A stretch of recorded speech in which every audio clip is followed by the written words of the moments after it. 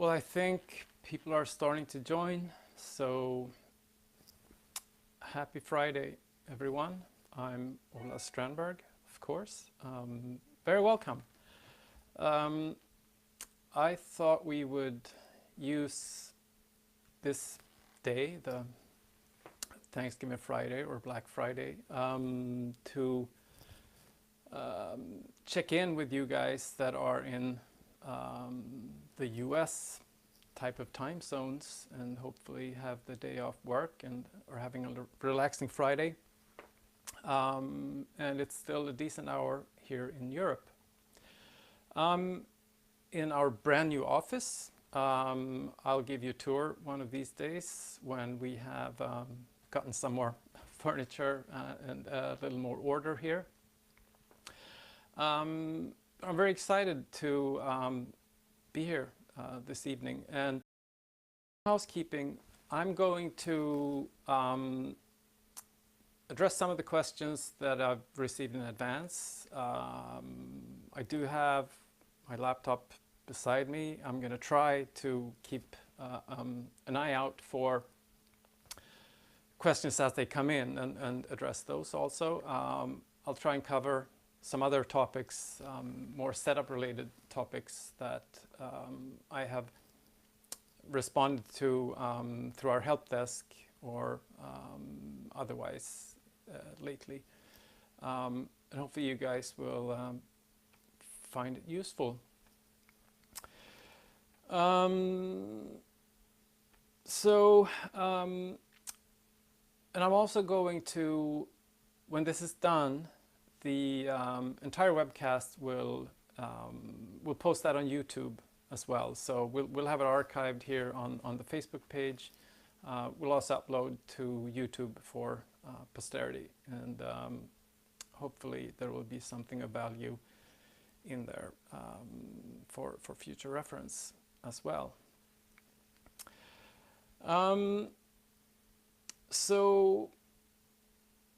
And the other thing is, I'm going to try and keep it 90 minutes maximum. If you guys seem to be dropping off or I'm getting too tired, I'll leave here in an hour.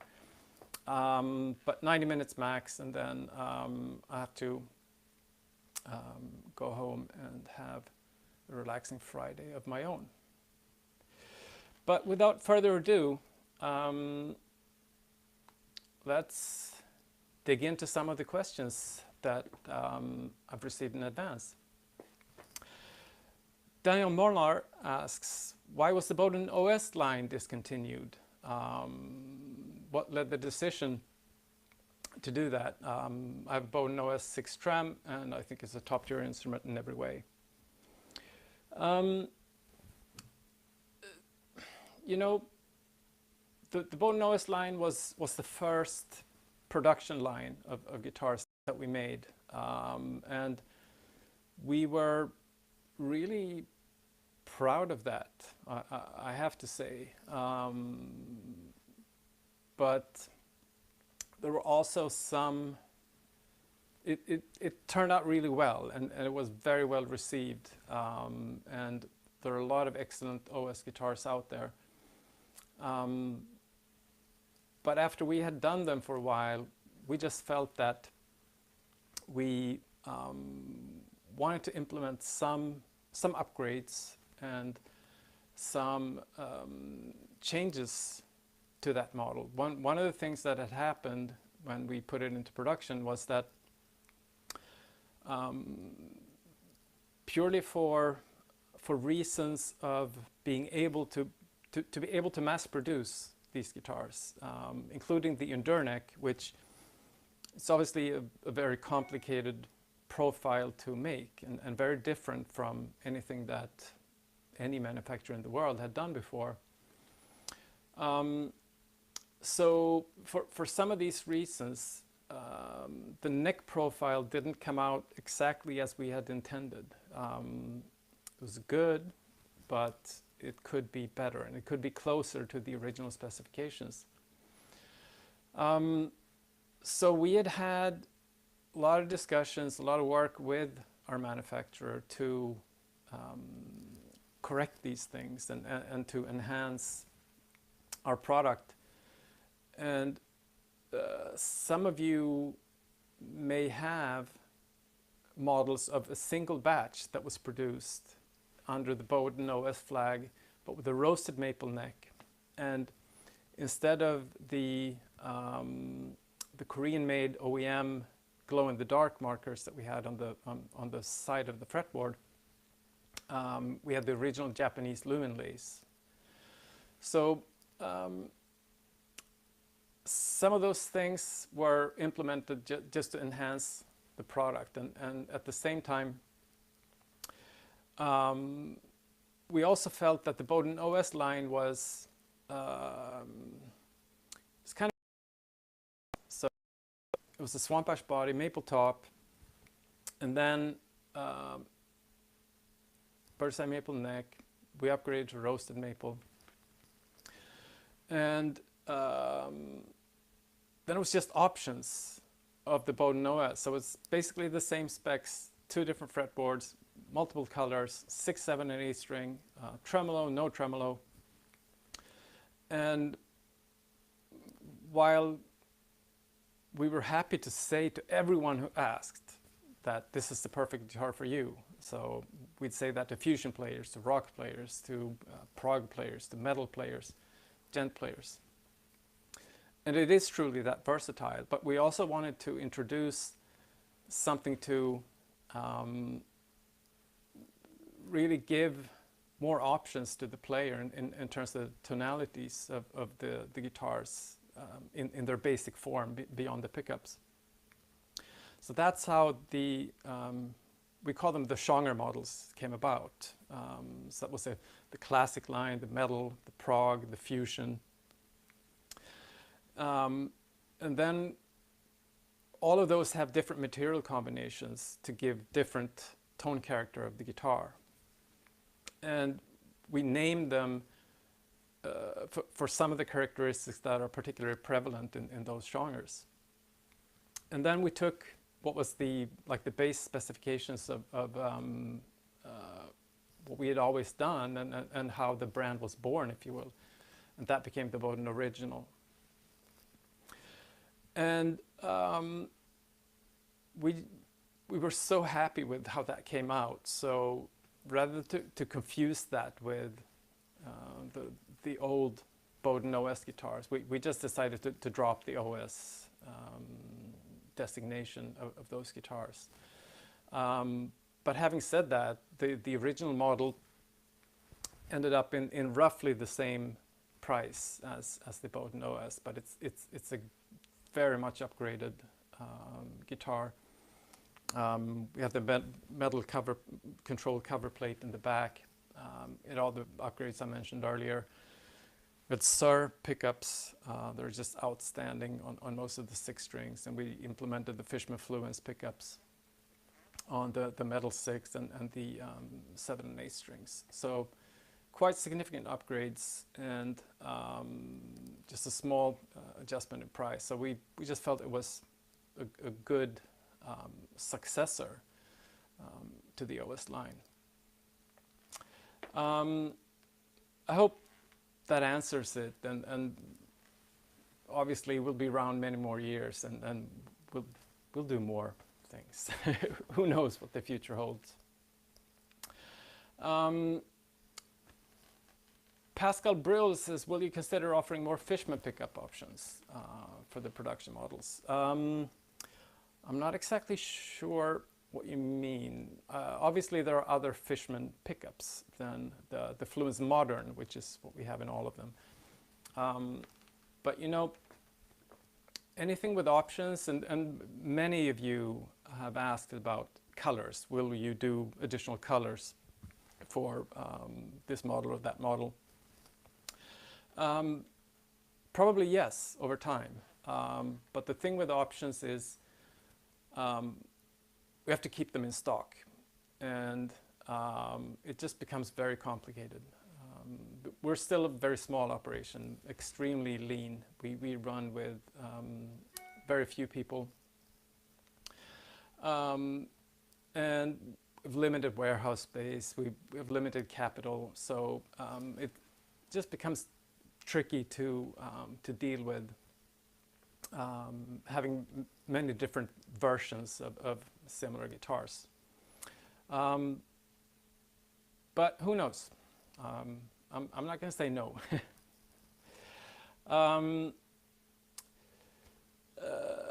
Let's see. Sam Freeman. Hi Ola, I just purchased an OS 7, but the previous owner didn't care of the top. I want to restain the body, which is the best method. This is tricky one. I would suggest you talk to someone who paints guitars for a living to get that done.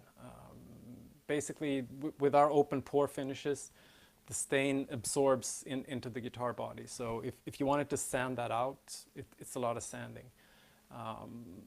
So a good painter, or study online. As a design criteria for Strandberg guitars, I tried to take care to not do too much proprietary solutions, or do things so that only we could service them, or you had to come for us to us for spare parts, etc. I explored some options early in the design process that would be very specific in terms of construction, etc. Like carbon fiber neck, and I had a twisted neck profile. And I eventually decided to can all of those things, because if they were to arrive in a guitar tech's on a guitar tech's table, odds are that they would just say, no, I can't fix this. So obviously these guitars, they look different. They have some things that are different from other guitars. And the hardware is proprietary to us. But the rest is all conventional lutherie, conventional guitar making techniques that any guitar tech should be capable of fixing. Any painter will be able to paint. Another question here on those topics. Sam Tran. Hi Sam. I bought a used Mass Vidalian. There are some dents on the back of the neck. Can I safely steam them out? Yes. It's made of wood and not composite. It's like any other guitar. So anything that applies that you're used to, that your guitar tech is used to, applies also for Strandberg. The hardware, obviously, again, proprietary, and we try to be very generous with our warranty terms on those. So if you ever have issues with the hardware, just get in touch. We do try to be very generous and just send out replacement parts if something breaks, which is actually very rare. And I'm going to take this opportunity to actually show you something that we haven't had time to announce yet, which is this. I'll try and hold up so the camera can see. This is a Teflon washer, or a PTFE washer, and it goes here.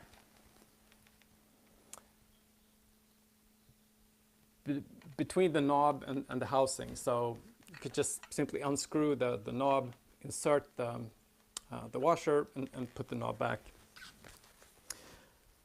And this will make tuning considerably smoother.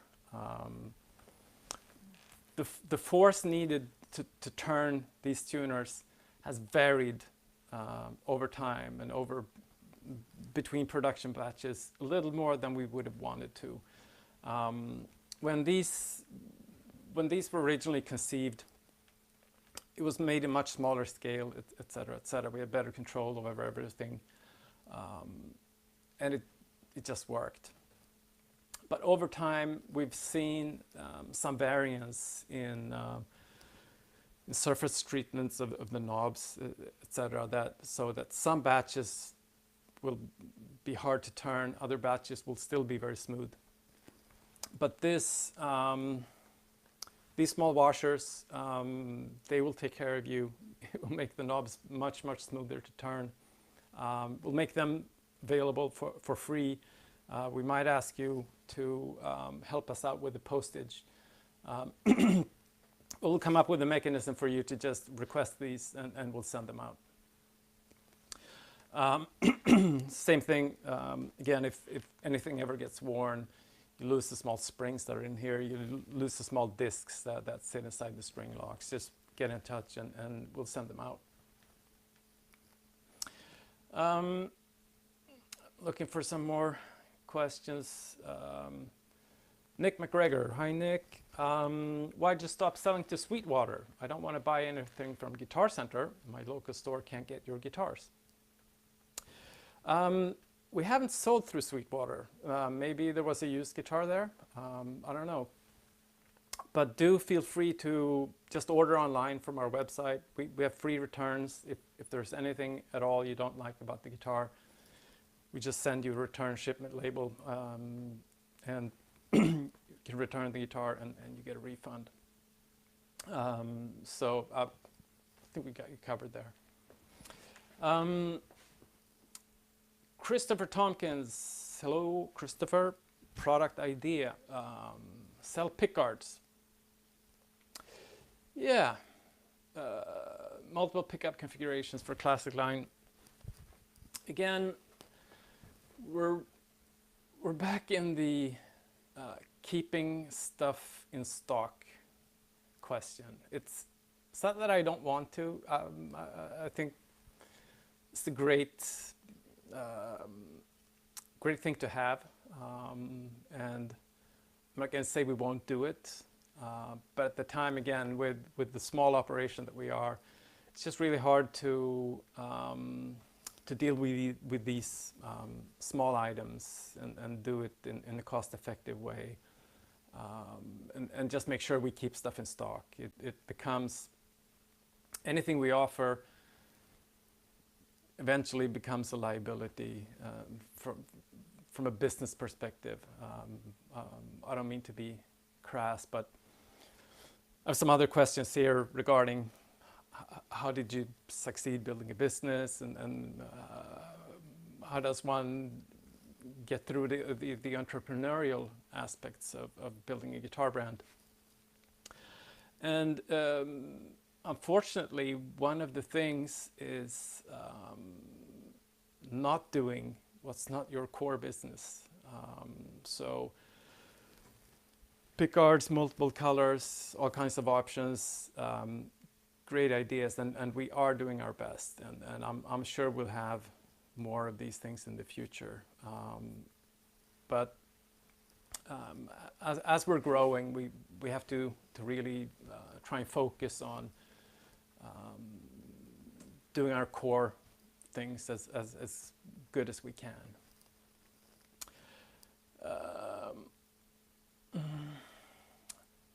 Looking for some more questions. I want to know about the Bowden bass and a possible Varberg OS. The bass was, I just had some Facebook flashbacks recently in my feed, and apparently it was about 2 years ago since I built the Bowden bass.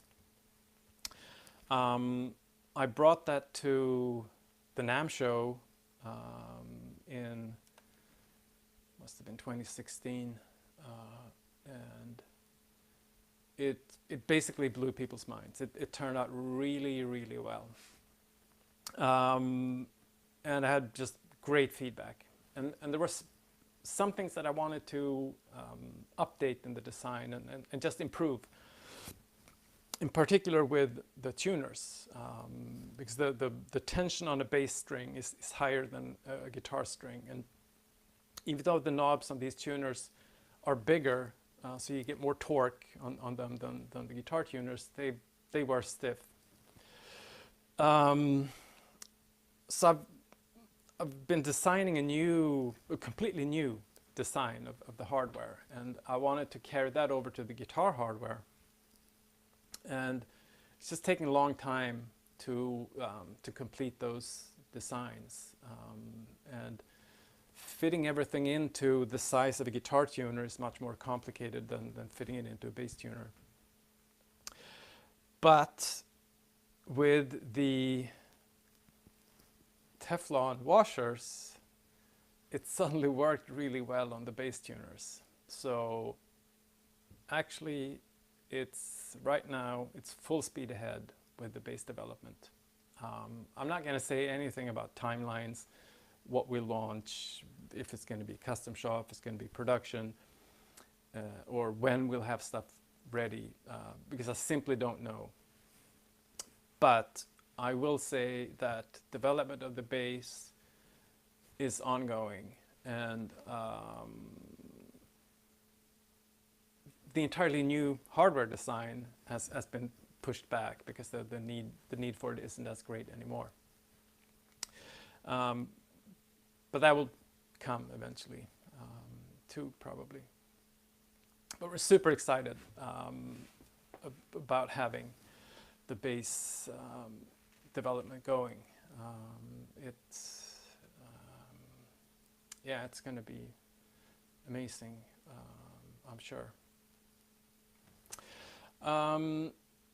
Varberg OS, that's also a great question. And the answer is I hope so. What's holding the Varberg back is the complexity of the design. Unfortunately, I don't have one to show you right now near me, but it's a sandwich design, so 3 different layers. Each of these layers has to be CNC'd from both sides and then glued together. So it's basically like building 3 guitars and gluing them together. And then you have to deal with glue squeeze out, and you're dealing with inner corners, and it's just very, very hard to build on an industrial scale. But we'll try and figure it out, and I hope we can pull it off one day.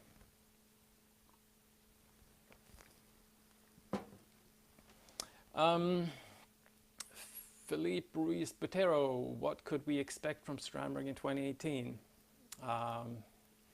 We'll see. Announcements, as you know, the Winter NAMM show is coming up in January. It's I guess almost exactly 2 months from now. So you'll see soon enough. NAMM is like the time when we make these announcements. The bigger companies that are more prepared, they'll pre-announce everything before, but we're still working heads down in giving a cool NAMM experience. So we might leak something coming up. I don't know. Nick McGregor, hi Nick. Can you go through doing a setup on a Strandberg? I can talk you through it very briefly, because doing a full setup is probably beyond the realm of this conversation, and we have a video on our website that deals with most of the things, but I'll describe my general workflow for doing a setup, which always starts with making sure that the neck is adjusted. So first of all, you have to tune the guitar to pitch, so the strings are at the correct tension, because the strings will pull the neck up. It will put a lot of tension on the neck and give it this bend, which we call relief. Relief is what we want. It can be overbowed, which is it's too much this way, or it can be underbowed, which is it goes this way. So I'll always start by just sighting down the neck, and then I hold down generally the D string or the G string, on the 24th fret and on the 1st fret. I just press with my finger. I press the string against the 12th fret and see how much of a gap there is there. And I typically just say about the thickness of a business card. So you should be able to put a business card comfortably in underneath. This basically applies for all of these 6, 7, and 8 string models. If there's too much bow, you need to adjust the truss rod, or too much or too little, you need to adjust the truss rod. With your guitar, you will have received one of these. It's a 4mm key, so it's a metric, but that's basically, it's one of the standard dimensions, I should say, so any guitar shop will have these. Truss rod axis is there. If it's bowed too much, you need to tighten this, so you screw it clockwise. So just turn this, not too much. I'd go like 1/8 of a turn, 1/4 of a turn maximum. And then when you've tightened it, pull back a little bit, and then check again. If it's too much, you release it. Or if it's overbowed, this is a double acting truss rod, so it goes both ways. If it's bent backwards, then you loosen it. You turn it the other way, counterclockwise. So once the relief is correct under tension, then you need to check the string height, or the action, if you will. And I have to be honest that I have never measured anything in my life. I just play, and what feels right is right. Some people like low action, some people like high action. I generally just have some intuitive action. But having said that, just working with manufacturers, you have to be able to explain what you're after. I can't tell someone else to, set it just right. I have to give them some measurement. And what we set the guitars up to is 1.5mm action on the high E, to 2mm action on the 12th fret, 2mm action on the low E. But basically, this is purely down to taste. You just want to set it to what's right for you. And to set the action on a Strandberg, it's a little bit involved.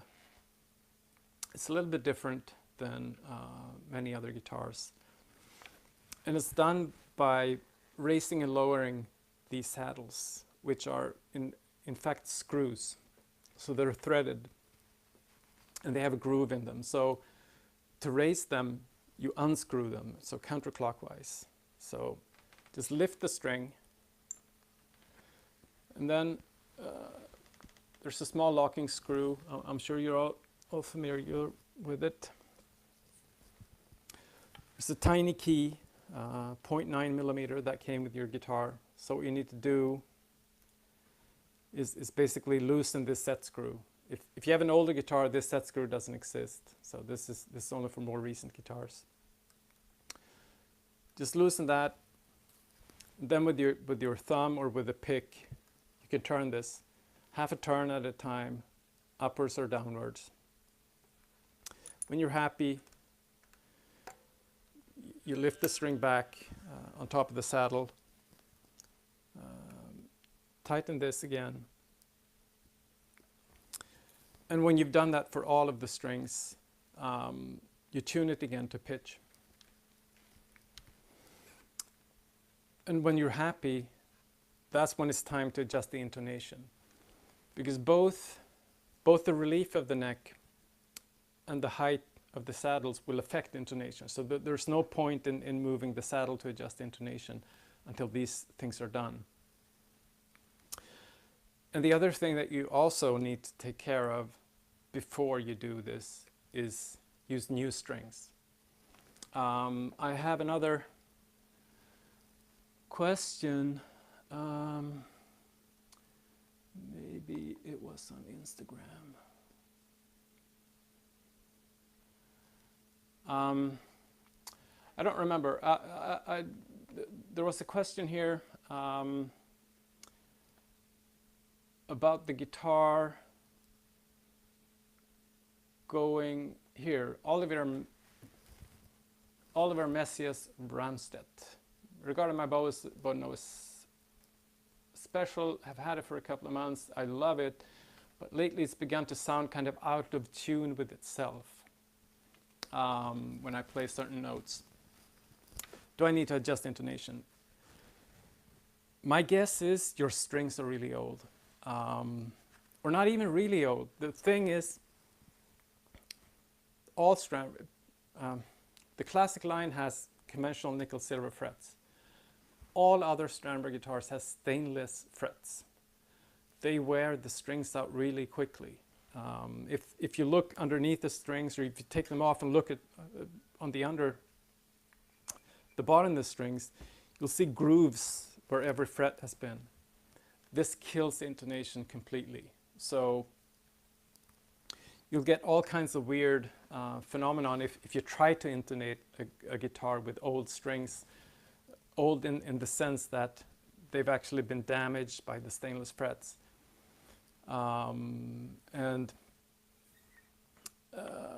Yeah, the guitar will start behaving really weird. So before you change your intonation, put a fresh set of strings on it.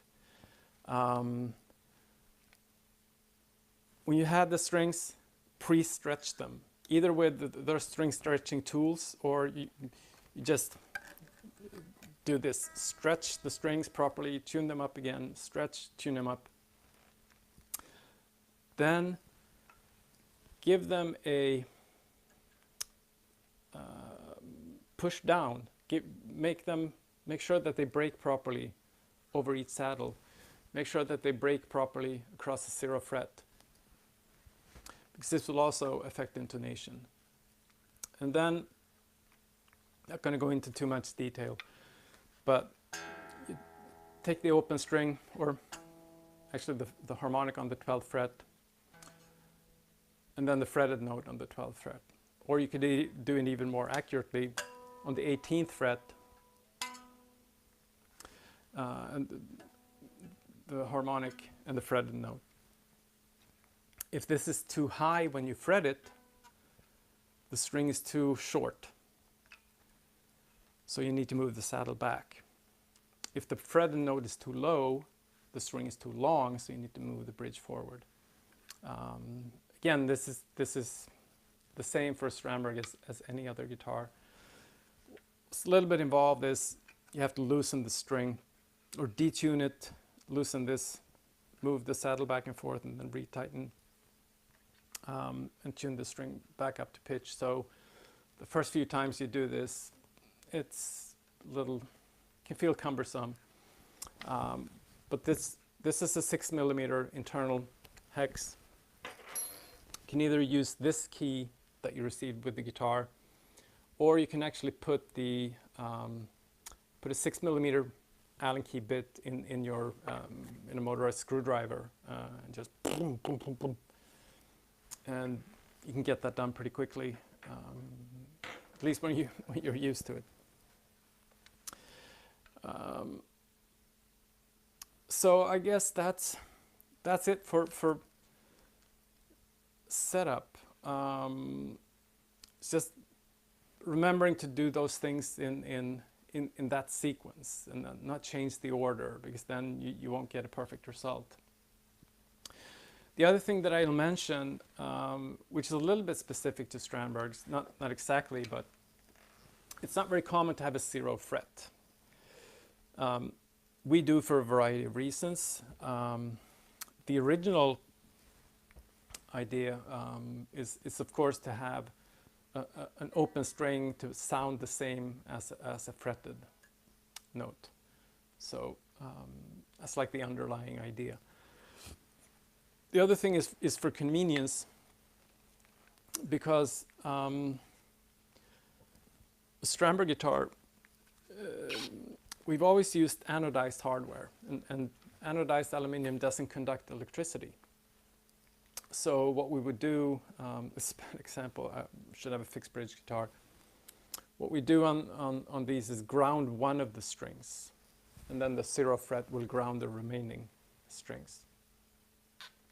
If the ground isn't done properly, you'll get buzzing and you pick up all kinds of noise.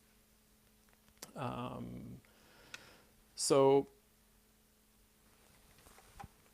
yeah, this is what I was going to say. So the 0 fret will guide the string in the height dimension, if you will. But the nut, we still have a nut, but all it does is guide the strings sideways and make sure that the string spacing is correct, and that the strings don't move too much over the 0 fret when you do bends and when you play. So what can happen, especially if you change to a lot heavier gauge strings than you had before, is that the string will actually rest on top of the nut and not on the 0 fret. If this is just a little bit, your guitar will sound like a sitar when you play the open strings. You'll get buzzing against the 0 fret. If it's a lot, you maybe won't notice until you try to intonate the guitar. You do the harmonic, and then you do the fretted note, and it's a lot higher in pitch. So you try to push the bridge back, you keep pushing it back and back and back, and it doesn't seem to be possible to intonate. This is the cause. 10 times out of 10, the string actually isn't resting against the 0 fret.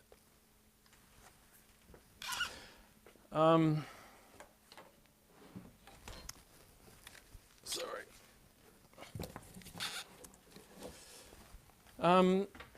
That was a little bit about setup.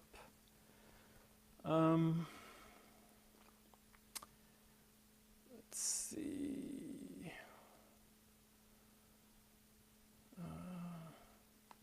See how you guys are doing on Instagram for questions.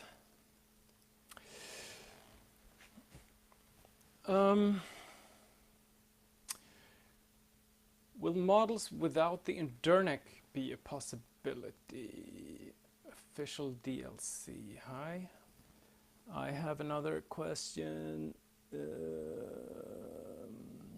Gunnar James Arcolio, will licensing for use of the Indernic on non-Strandberg instruments ever be made available again?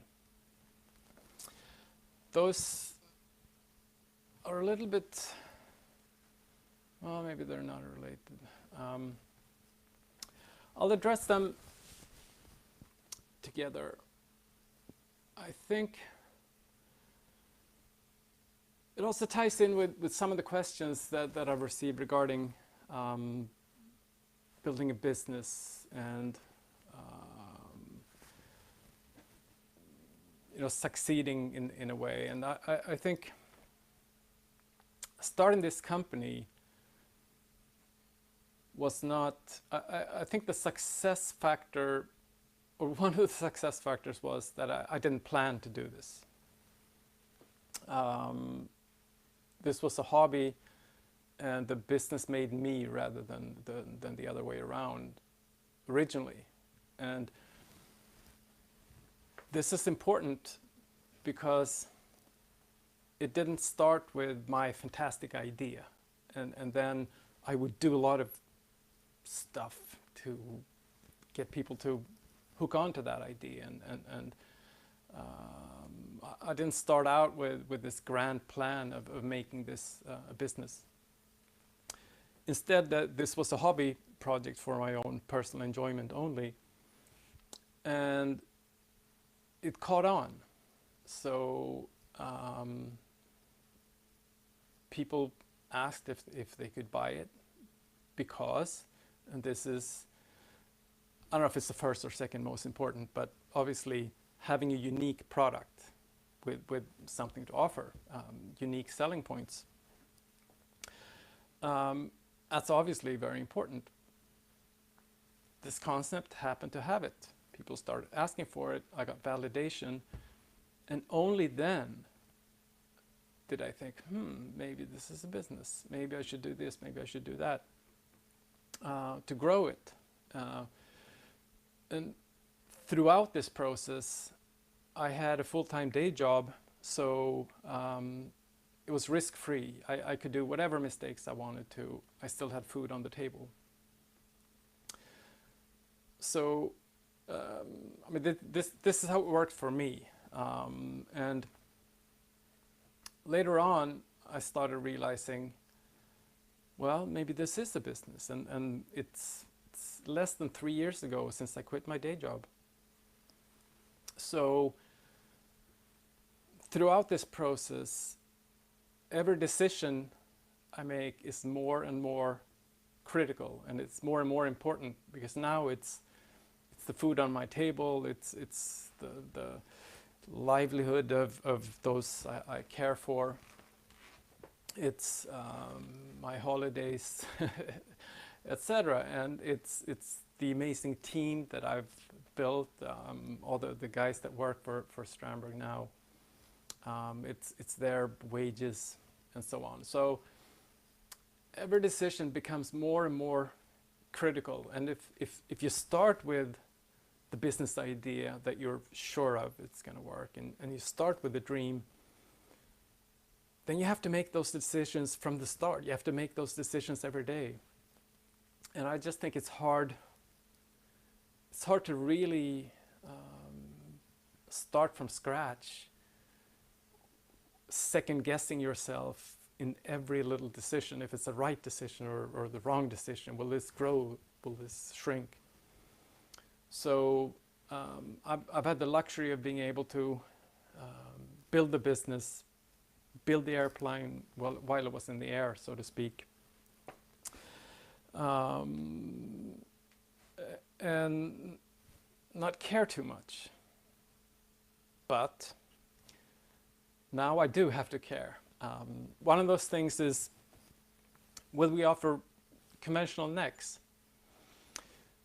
We have, in made to measure, which obviously is low capacity, we've always had conventional necks as an option.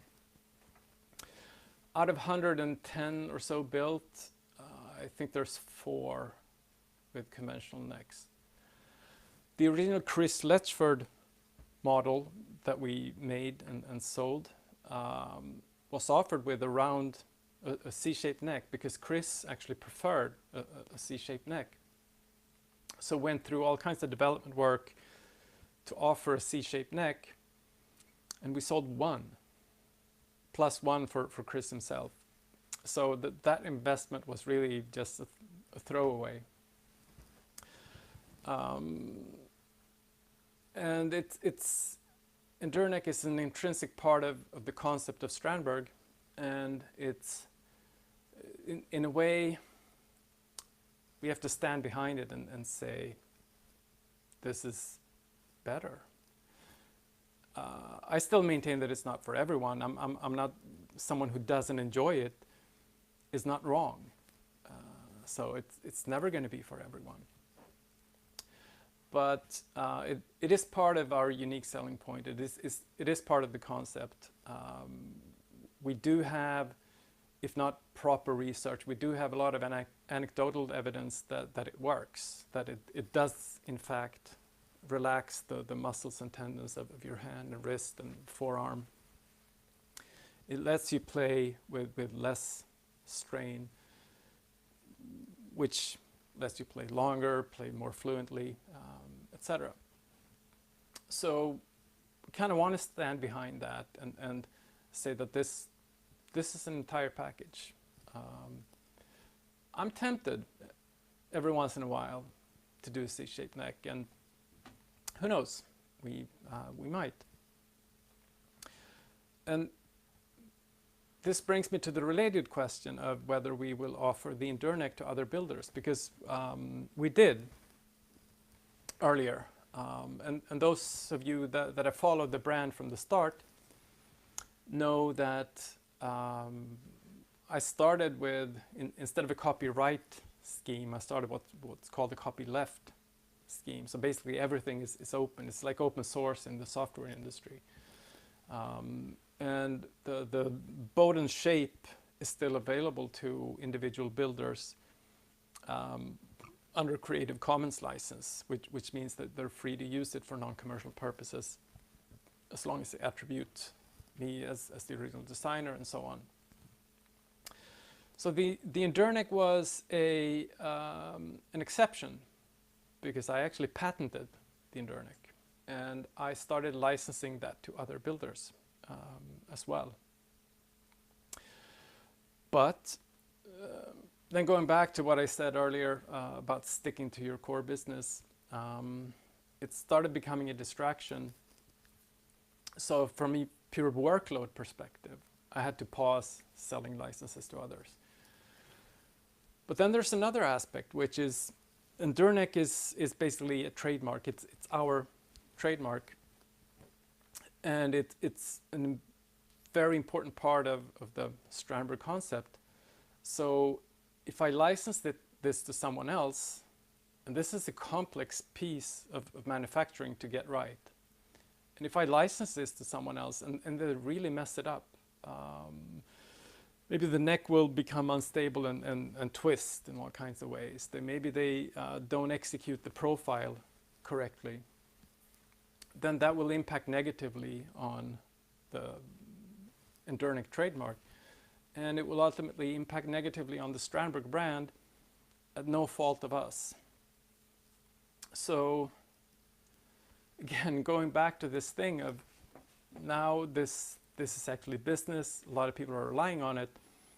I have to second guess a lot of things, and licensing the Endurnek to other builders is one of those things.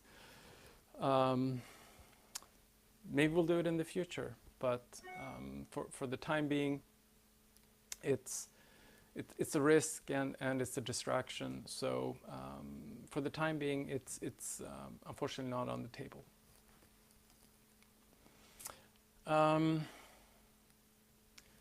See some more questions. I do see your questions kind of scrolling by here. I'll try and catch one in real time and answer, and not just use the canned ones.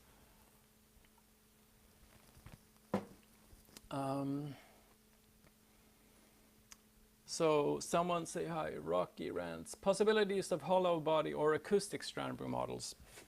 Hi Rocky. I would love to. I've had some ideas over the years, but there's always some higher priority that's closer to what we do. So I don't know. I hope so. Basically, we now have access to just amazing manufacturing resources. So now we can do anything. When I started this and it was just a hobby, I was so limited in what I could do, both from a financial perspective, but also from like access to technology, access to manufacturing, which held me back, and that drove the design also.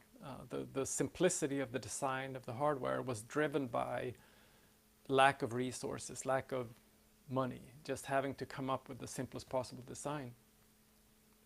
But now I could accomplish anything. So now it's just a question of prioritizing what to do, and yeah, it'd be really fun to do a solid or a real hollow body or an acoustic at some point. Alexander Wiebe Person. Hi Ola, is there any dealers in Denmark or South Sweden? Not yet. You can still buy direct from strandbergguitars.eu, and we actually, from starting yesterday, we have free shipping on guitars within the EU. So order, 2-week free return. Anything you don't like, return it in its original condition and original box for a full refund. So hopefully we can figure you out. Adam, hi Adam. Solid body nylon 7-string would be delicious. Yeah, I agree. Speaking of nylon strings, some of you might have seen our collaboration with Boss and our new V guitar that we've developed with Boss, which is a really, really cool piece of technology. I don't have one here, but there are several demos on YouTube. It's an amazing guitar. We will have them in stock any day. Guitar in the UK will have them in stock any day. I believe Sweetwater will carry them in the US. I'm not entirely sure of that fact, but the primary sales channel of the V guitars will be the normal Boss, Roland and Boss retail channels. This is an amazing guitar which has modeling on board, so it models vintage or Les Paul type humbucker pickups. It models Fender-ish, Strat-ish, Tele-ish single coil pickups, but it also models a nylon string acoustic, a steel string acoustic, a jazz bass, and it has some synth modeling. It's a really fun guitar, and I think a lot of people in a lot of situations, those nylon string acoustic simulations or modelings will do the job. It's a really cool guitar. Looking at some more questions. I assume you will have a booth at NAMM in January, correct? Absolutely. It's booth 3140. Which is, for those of you that know NAMM, the floor plan is completely, they started with a clean sheet and it just reallocated every single booth. So we're not in the drum section anymore. We are in the electric guitar section, which will be really cool. We're in a cluster of cool companies like Dark Glass, Dingwall Basses, and a lot of other cool companies in one of the corners. So if you do have a chance, make sure to check us out. We've splashed out on a big booth, and we'll show a lot of product. And watch out for an announcement on Monday for some other NAMM-related activities. Or was it Monday? We'll have an announcement in the coming week. I think it was on Monday.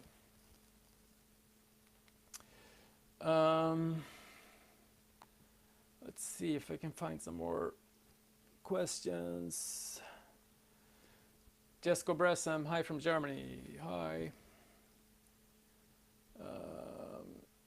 If I was to purchase direct from the EU store, can I pick it up in Sweden? What we usually do is we have a dealer here in town which is called Uppsala Musikverkstad, and they are the only actual Strandberg dealer in Sweden. They're right in town. They're 2 minutes walk from the train station. So what we usually do in these scenarios is organize a pickup in their shop. Because they can spend all the time you need.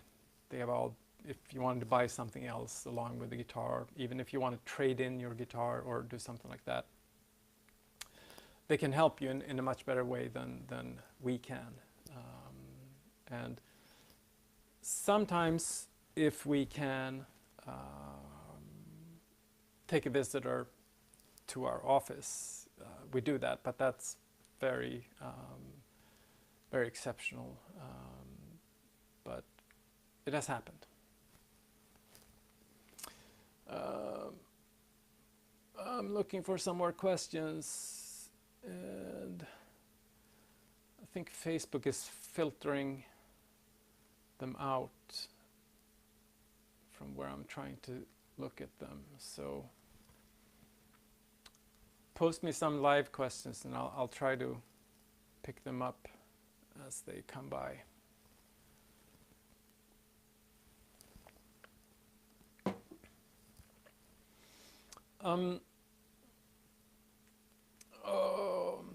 Kevin Burstler, hi Kevin. Sorry if you talked about this, but a neck-through design would be awesome. Yes, I agree.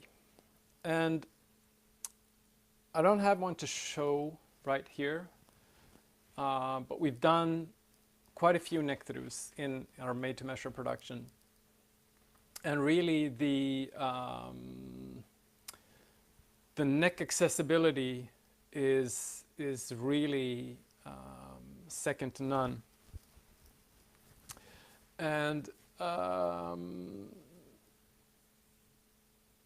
they're really cool.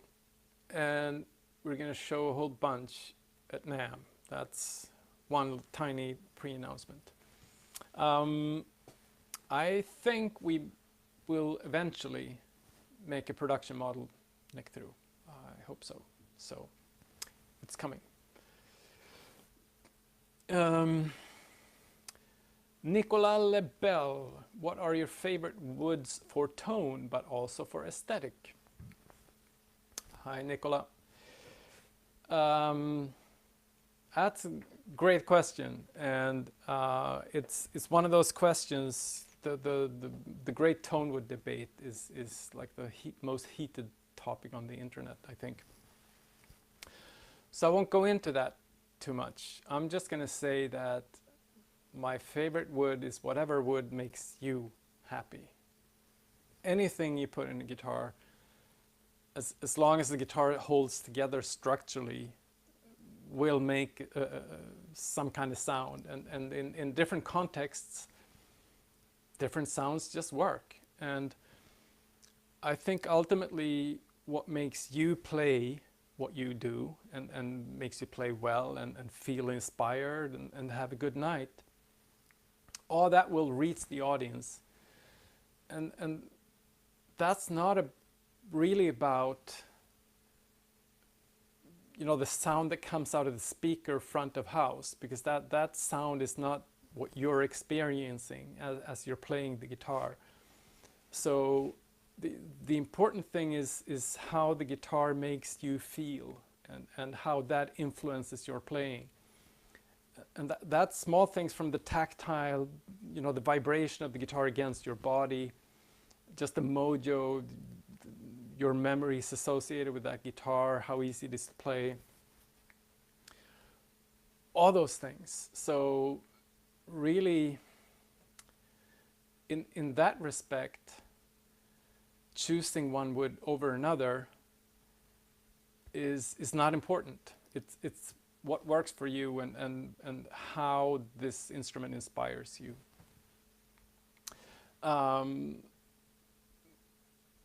But then obviously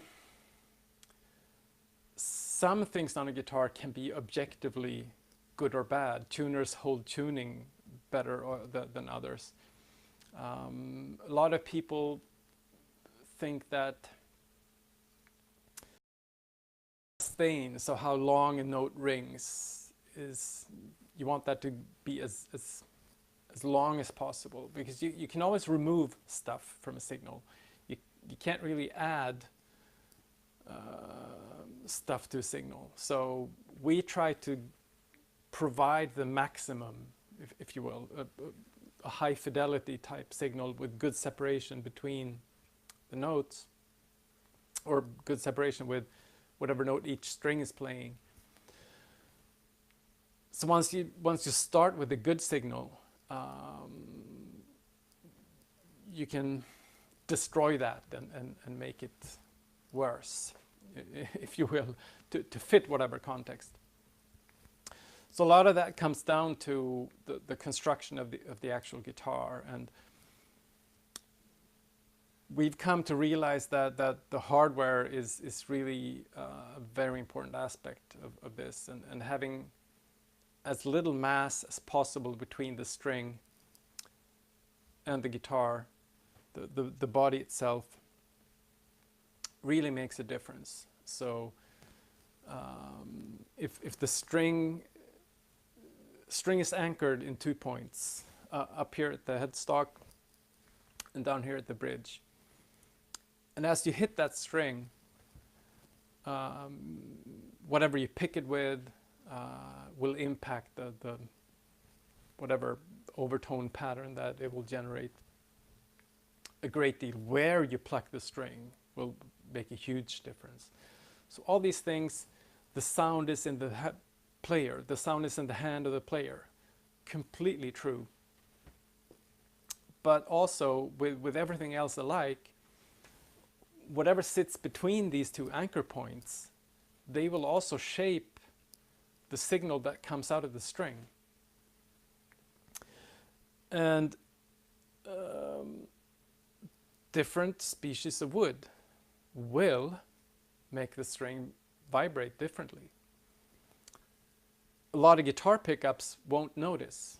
A lot of signal chains, they're so lo-fi that they don't notice. And this is the reason why a lot of people say that no, tone wood doesn't matter.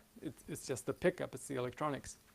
They're not wrong, but with a high fidelity type signal chain, the differences are discernible. You can hear them if you have a good enough signal chain. Again, will that carry through front of house, through the house speakers and to the audience? Probably not. But it's part of your experience as a player, and your playing is impacted by these imperceptible things. So I say tone wood matters, definitely. And favorites, I don't know, I mean, look at the Bowden original. That's an evolution of the brand, and it is going back to basically those specifications that were the original specs, where everything started, which is a swamp ash body, a maple top. Now we do roasted maple necks, roasted maple boards. If I had to pick any favorite combination, it's those. It's a very versatile combination that works in most different scenarios. In the fusion guitars, there's an alder body, powerful row board, slightly meatier tone. The metal guitars, basswood body, ebony board, a little brighter tone.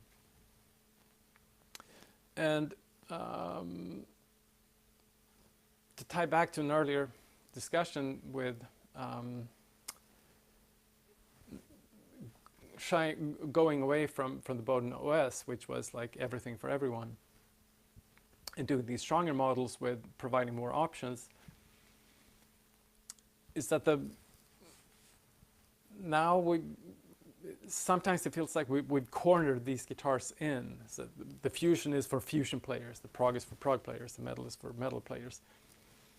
But of course they aren't. Basswood guitars with ebony boards, they sound amazing in any music style. It's up to the player. Again, so any of these models will work in any genre. We do have some aesthetics that set them apart, But from a sonic perspective, it's whatever works for you as a player.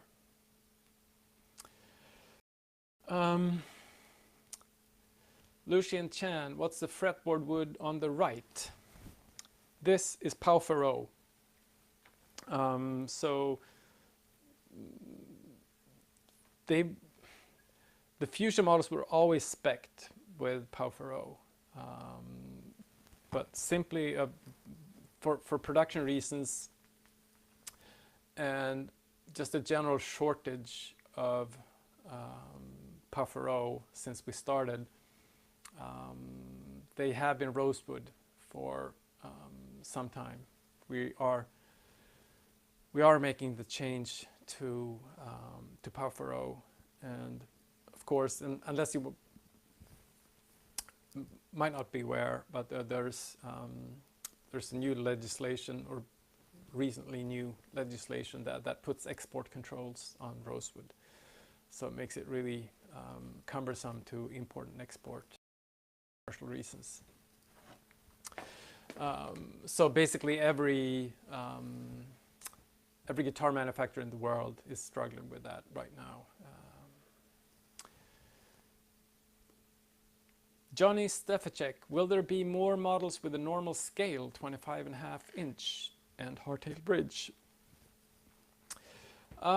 That's a possible yes. I don't know. I mean, we've done a fair number in the made to measure. It is an option in the custom shop already, so you can order a 25.5 inch scale. We'll see how things evolve for production guitars on a straight scale. The reason we started doing it, of course, is the fan will kind of accommodate this windshield wiper type motion that you do with your arm. So it's more relaxing to play on the very slight fan that we use. And on the 7 and 8 strings, it really has a lot of tonal benefits with the longer scale length on the heavier strings. On the 6 string, the tonal benefits are less obvious, they're less apparent. And as you know, we have some truly amazing artists that do a lot of fingerstyle playing, a lot of two-handed tapping, and that's part of their trademarks. And well, Yvette Young, Sarah Longfield, and we have some other people that might come from a or fingerstyle acoustic background, like Adrian Bellew and Jackie Bastek, that do a lot of two-handed tapping, and it becomes unergonomic for their right hand with that fan. And obviously there are a lot of players like that where the ergonomics are working against them, so to speak. So there are valid reasons for providing an option, I think, and we'll see how things go.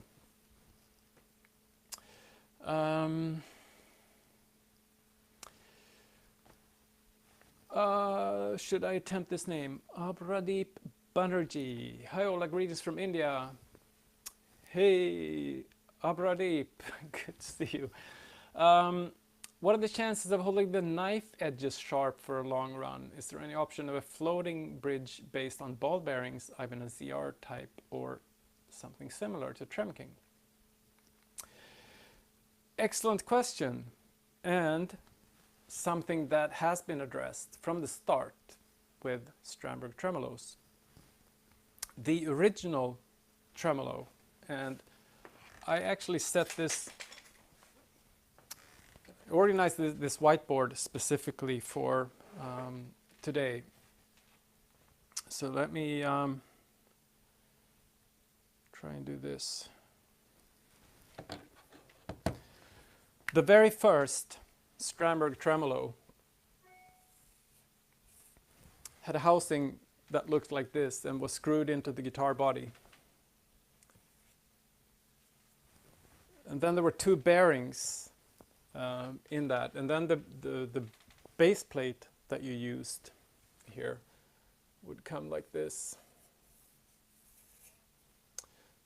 And it also had two holes.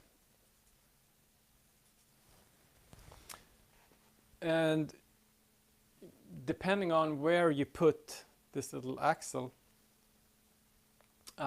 you would change the pivot point of the tremolo. I'll get back to that before I describe it further.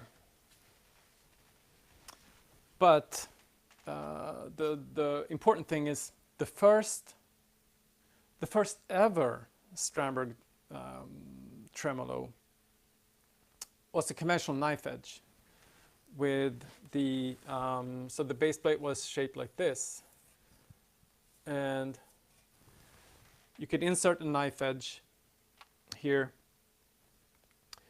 and it was basically sharp on both sides, so you could flip it around if they ever got worn. So that was the first ever design. But this, I talked earlier about when I started out and this was a hobby and how limited my resources were. Having these hardened edges made was ridiculously expensive. So I moved away from that and made the needle bearing design. I tried ball bearings, but that actually didn't sound good. It had a clear impact on the sound. The knife edge was much better. I tried both metal and ceramic bearings, and then I found the needle bearings, which actually worked. But then I had this idea of, instead of, so this is how a conventional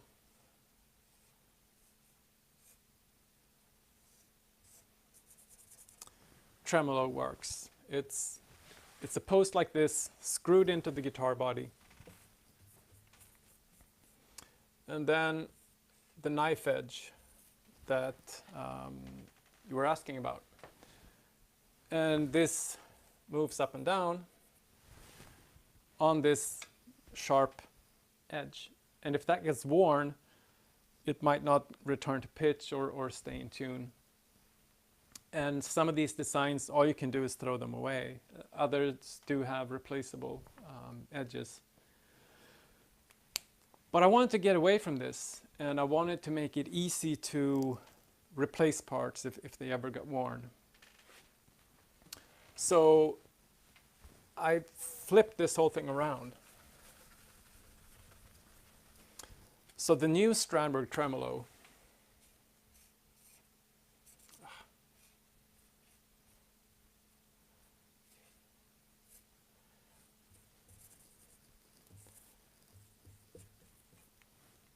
has the knife on this post, and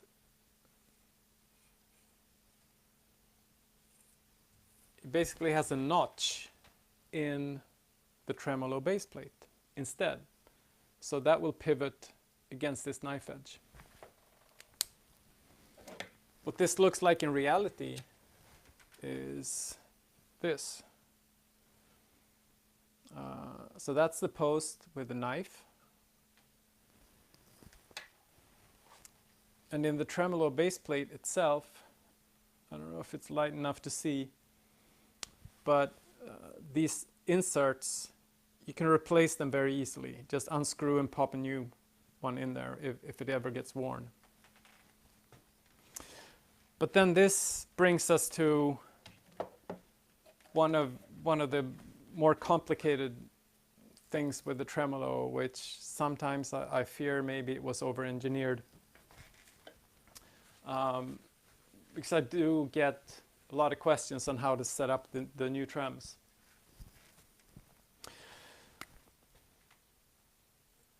What I wanted to do was offer a tremolo where you could choose yourself what the feel would be. If it would be a soft trem with a lot of flutter, and that would not necessarily do the dive bomb thing, but a very subtle tremolo effect. Or you could adjust it to be stiffer and more aggressive. And to do that, what you do is basically change the pivot point, the tremolo. So, you know, the seesaw that you have in your playgrounds. If your child sits there and you sit up here, what's going to happen? This goes straight down and the tile flies off. But if you move closer,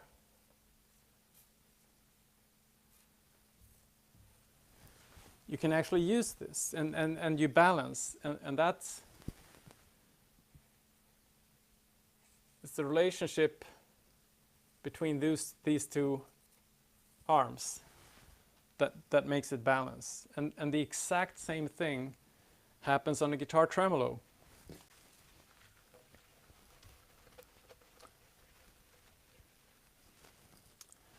So if the pivot point sits here, and there's a string, let's say this is our, it's a very poor drawing.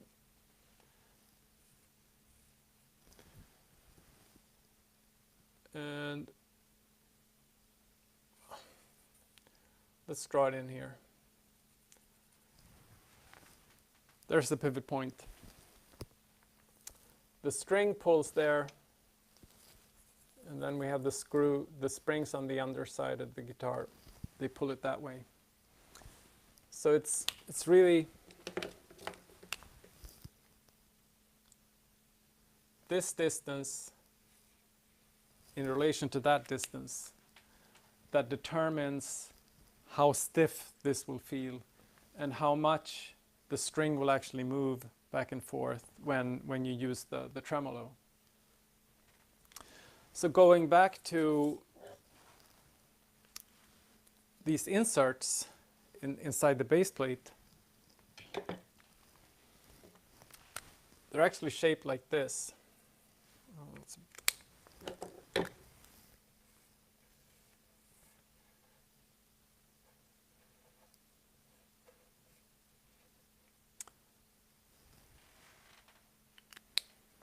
They have two notches. So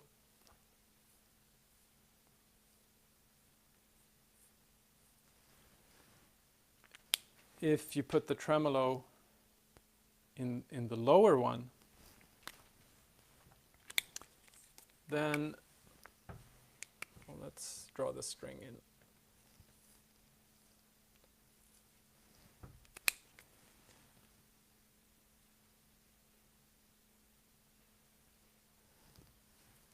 This is the arm, the pivot arm for that position. But if you put it in this position,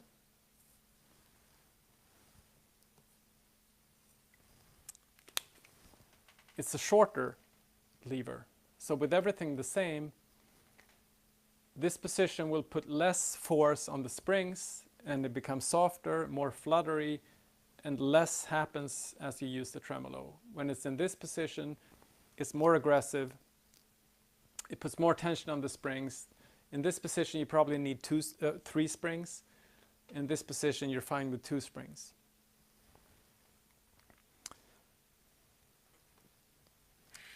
So basically, just from an engineering perspective, this was a cool idea, and it really does make a big difference. But it certainly complicates setting the guitar up, and it's certainly a potential element of confusion as when you change strings. Perhaps the tremolo falls off the point where it was sitting, and you put it back in the wrong one, and you don't necessarily notice unless you know what's going on. It's not obvious what happened.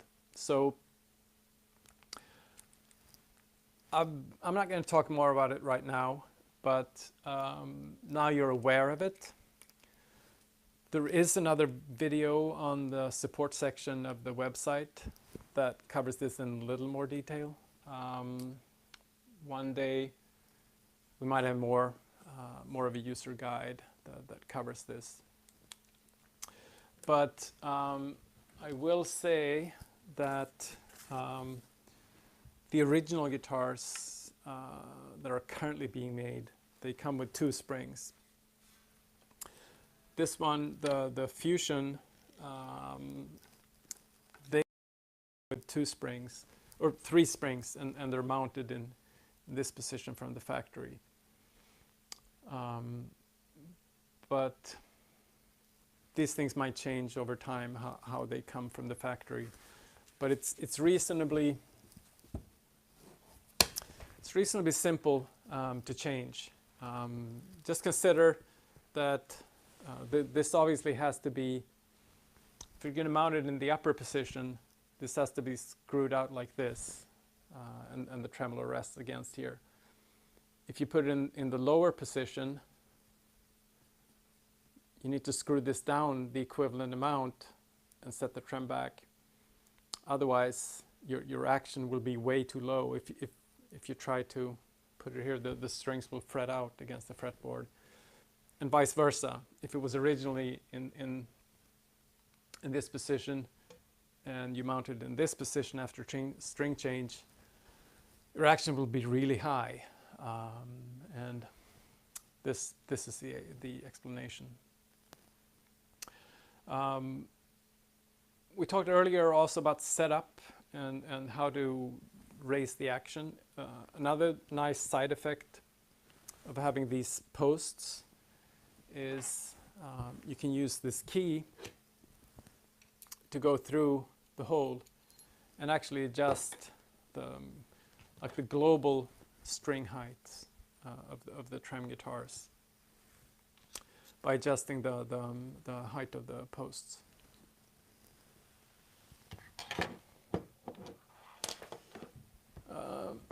Let's see if I can spot some other questions.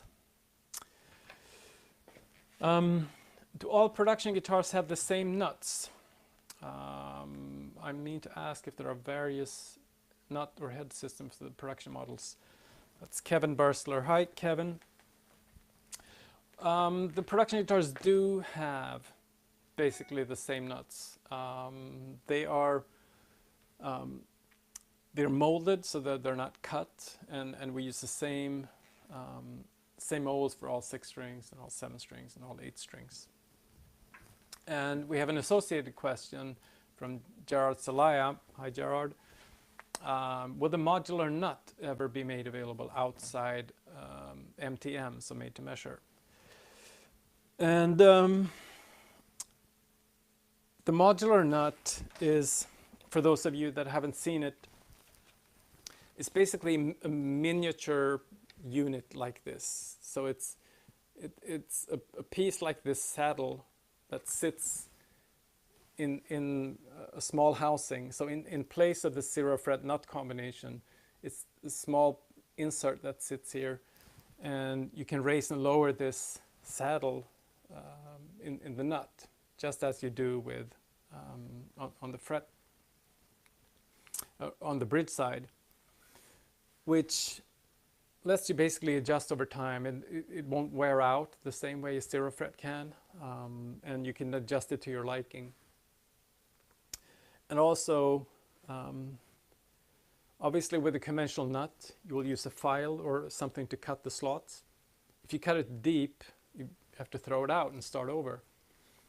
With our modular nuts, if you cut it too deep, just raise it half a turn and you're back. So you can do these operations a lot of time, and you never have to replace parts, or if you do have to replace them, just unscrew it, throw it away, and put a new one in, and you start fresh.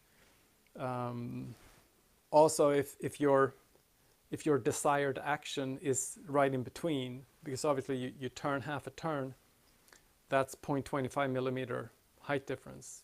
If your desired action is in between, just file down that slot and you'll find your sweet spot. So the modular nut is nice, and I think just like with Formula One cars, they'll drive the development, and then technology trickles down.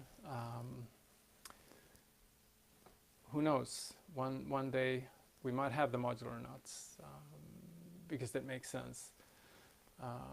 Certainly a lot of things have come about in the production guitars in that way. These back plates, they started in the made-to-measure production only. Then they came into the custom shop, and now they're on all our guitars. So that's generally how things have been in the past.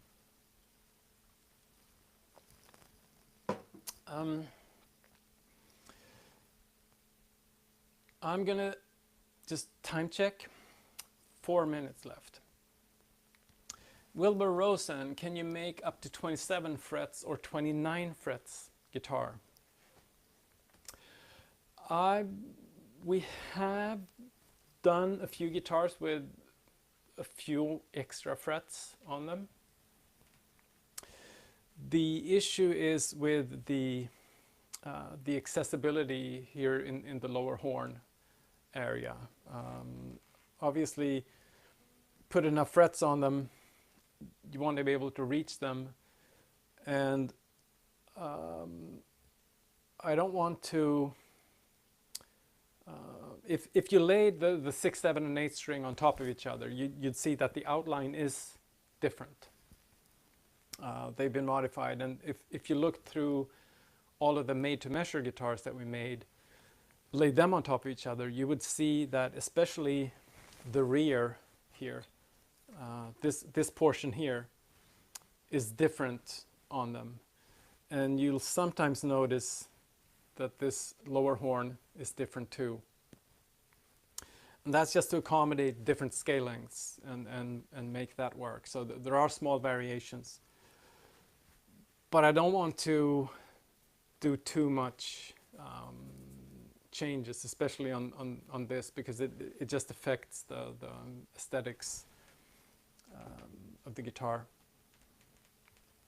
So yeah, it can be done in theory.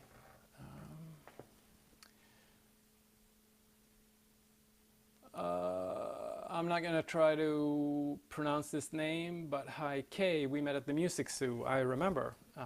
Are you planning on updating the grounding scheme on the next hardware revision? Would that also make it to the production models? Yes, actually. I don't know if I did it. Yeah. Here is an upcoming change, which probably won't show up on camera. If these string locks are a slightly different design, they have a smaller hole that sits further down, and they're a little bit lower, which will help, it will improve the break angle over the 0 fret area. Make that a little steeper. And the other thing is that this actually has a laser cut metal plate underneath, which serves multiple purposes. One is it provides the string ground across the strings through this metal plate. And what it also does, it reinforces this area, because over time, if you over tighten these string locks, they can start to wiggle, because there's a small pin that sits in the wood and can actually damage the wood. So this plate will reinforce this entire area and serves the secondary purpose of providing a string ground, which I don't know exactly when this will hit production, but it will. It is an enhancement. And that makes it also easier to use the modular nuts, of course, if we ever want to do that.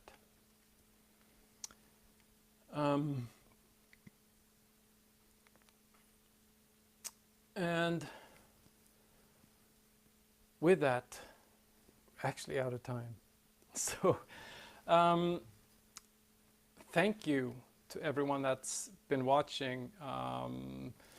I haven't paid perfect attention to this monitor, but we were well over 100 for a good time.